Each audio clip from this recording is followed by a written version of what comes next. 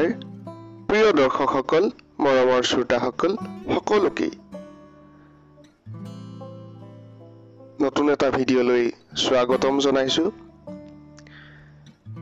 শাওন মাহ আহি আছে আহাৰ মাহৰ সমাপ্তিৰ লগে লগে পবিত্ৰ শাওন মাহ আমাৰ মাজত আহিব আৰু এই পবিত্ৰ শাওন মাহত পাঁচটাকৈ ৰাশিৰ সমৃদ্ধিৰ জোৱাৰ দেখিবলৈ পোৱা যাব সাধাৰণতে ভাগ্যৰ কথা আমি কওঁ বিভিন্ন ধৰণৰ ৰাশিফলৰ শিতানৰ কথা আমি ক'বলৈ চেষ্টা কৰোঁ জনাবলৈ চেষ্টা কৰোঁ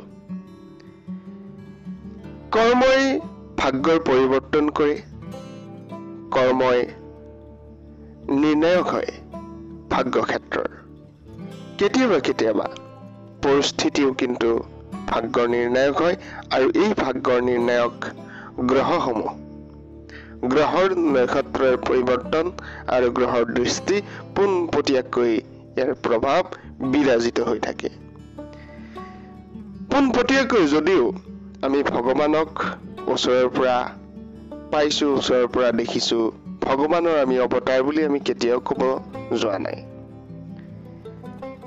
বিভিন্ন প্ৰকাৰান্তৰে আপোনালোকে বিভিন্ন কথা দেখিবলৈ পাইছে ছ'চিয়েল মিডিয়াত হওক সামাজিক মাধ্যম বিভিন্ন ধৰণৰ টেলিভিছন ইত্যাদিতো আপোনালোকে বিভিন্ন প্ৰকাৰৰ সাধু সন্যাসী বিভিন্ন প্ৰকাৰৰ তান্ত্ৰিক ভৌতিক ইত্যাদি বিভিন্ন ধৰণৰ খবৰ আপোনালোকে পাই থাকে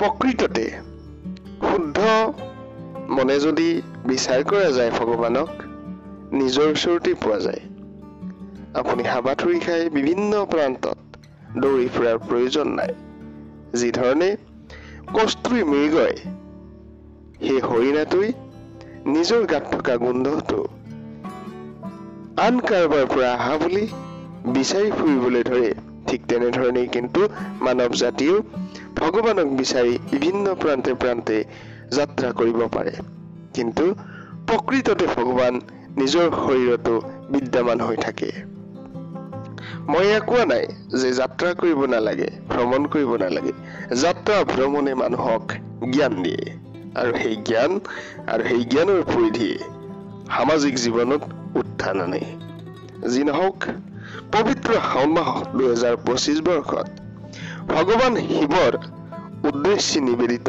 এই শাওন মাহত দেৱাদিদেৱ মহাদেৱৰ যথেষ্ট কৃপা দৃষ্টি লাভ কৰিব পাৰি মহাদেৱৰ পূজা মহাদেৱৰ অৰ্চনা মহাদেৱৰ আৰাধনা ধ্যান মন্ত্ৰ জপ ইত্যাদিৰে কিছু ৰাশিৰ বাবে এই শাওন মাহ অতিকে শুভ পবিত্ৰ শাওন মাহত গ্ৰহৰ পৰিৱৰ্তনৰ কাৰণে বিশেষ সুবিধা লাভ কৰিব বহুকেইটা ভাগ্যশালী ৰাশিয়ে শাওন মাহৰ ৰাশিফল ভগৱান শিৱৰ প্ৰিয় মাহ ভগৱান শিৱ দেৱাদিদেৱ মহাদেৱ বিশেষভাৱে সন্তুষ্ট হৈ শাওন মাহত পূজা পাৰ্বণ কৰিলে এই মাহত ভগৱান শিৱ আৰু দেৱী পাৰ্বতীৰ বিশেষ পূজা কৰা হয় এই বছৰ জুলাই মাহৰ মাজ সময়ৰ পৰা আগষ্টৰ মাজ পৰ্যন্ত চলিব শাওন মাহ বিশ্বাস কৰা হয় শাওন মাহত ভক্তি সহকাৰে যদি ভগৱান মহাদেৱৰ পূজা কৰিব পাৰি সোমবাৰ কেইটা যদি উপবাসে থাকিব পাৰি তেনেহলে সৰ্বত্ৰ ফলাফল লাভ কৰিব পাৰি আপোনালোকে শাওন মাহত কি ধৰণে পূজা পাৰ্বণ কৰে কমেণ্টত জনাব আৰু দেৱাদিদেৱ মহাদেৱ হৰ পাৰ্বতীৰ জয়ধ্বনিৰে হৰ হৰ মহাদেৱ কমেণ্টত নিশ্চয়কৈ লিখিব ভাগ্যশালী ৰাশিৰ তালিকাৰ যিহেতু মই কথা কৈ আহিছো পাঁচটাকৈ ভাগ্যশালী ৰাশি শাওন মাহত পোনপটীয়াকৈ ভাগ্যশালী বুলি কোৱা হৈছে প্ৰথম ভাগ্যশালী ৰাশি আমি আপোনালোকক জনাম আপোনালোকৰ যদি জন্মগোষ্ঠী জন্মকুণ্ডলী ইত্যাদি চাব বিচাৰে স্ক্ৰীনত দেখা নম্বৰত হোৱাটছএপত এটা মেছেজ প্ৰেৰণ কৰিব নিম্নতম খৰচৰ বিনিময়ত চাই ল'ব পাৰিব আপোনাৰ জন্মগোষ্ঠী কুণ্ডলী ইত্যাদিৰ লগতে গ্ৰহৰ দশা গ্ৰহৰ প্ৰতিকাৰ সবিশেষ জানিব পাৰিব ভাগ্যশালী ৰাশিৰ তালিকাত প্ৰথম ভাগ্যশালী ৰাশি হৈছে বৃষভ ৰাশি বৃষভ ৰাশিৰ জাতক জাতিকাসকলৰ উন্নতি আহিব বৃষভ ৰাশিৰ জাতক জাতিকাসকলৰ অৰ্থনৈতিক অৱস্থা টনকিয়াল হ'ব।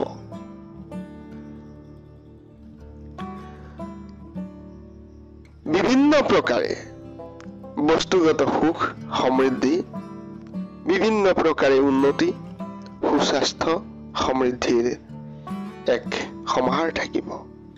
ব্যৱসায়ত অগ্ৰগতি আৰু বন্ধুৰ সহযোগিতাই মন আনন্দিত কৰি ৰাখিব।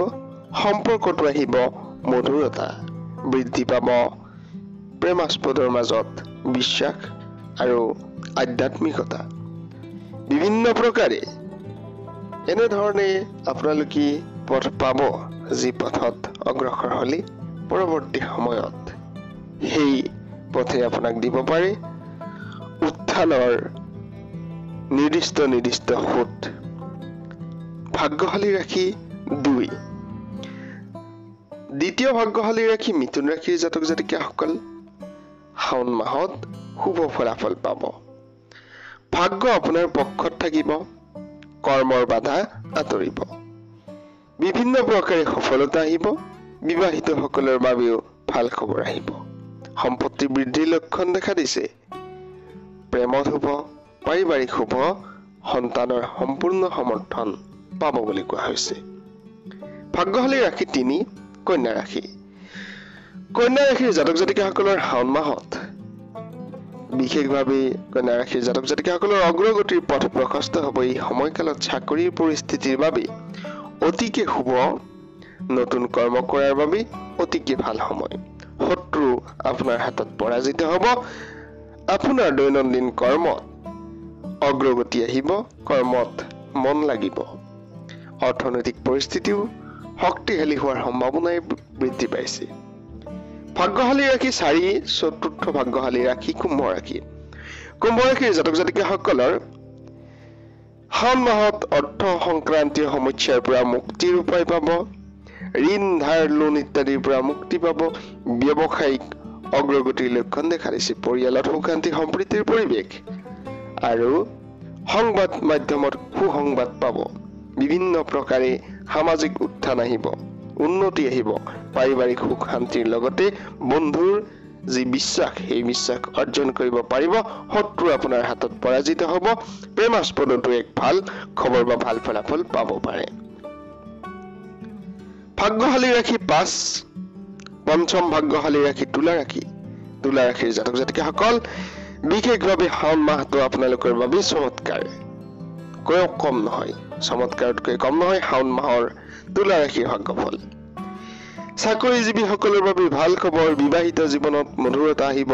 চাকৰি প্ৰাপ্তিৰ সম্ভাৱনাও আছে আৰু অৰ্থনৈতিক পৰিস্থিতি ভাল হ'ব। স্বাস্থ্যও থাকিব অনুকূল হিচাপে। সকলোৰে সমৃদ্ধি হওক, অগ্ৰগতি হওক, আহক উন্নতিৰ বতৰা, এয়াই কামনা। মা ভগৱতী মা কামাখ্যাৰ শ্ৰীচৰণত অজস্ৰ প্ৰণিপাত। জয় মা কামাখ্যা।